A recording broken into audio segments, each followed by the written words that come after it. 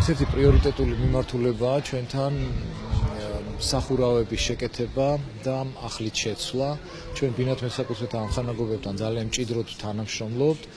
მინდა ვთქვა, რომ შარშან 300-ზე მეტი სახურავი გამოცვალეთ ჩუღურეთის რაიონში. უკვე ამ მომენტისათვის მიმდინარეობს 80 მისამართზე მეტ ადგილას იცვლება სახურავები და რასაკვირველია, ეს ერთ-ერთი ისეთი მიმართულებაა, რომელიც ჩვენ აუცილებლად უნდა დავეხმაროთ ჩვენ მოსახლეობას. ამის გარდა ჩვენ ძალიან ბევრ ეზოში მოვიცავით და ვაკეთებთ ცვლით წყალკანალიზაციას. ამის შემდეგ რასაკვირველია გზის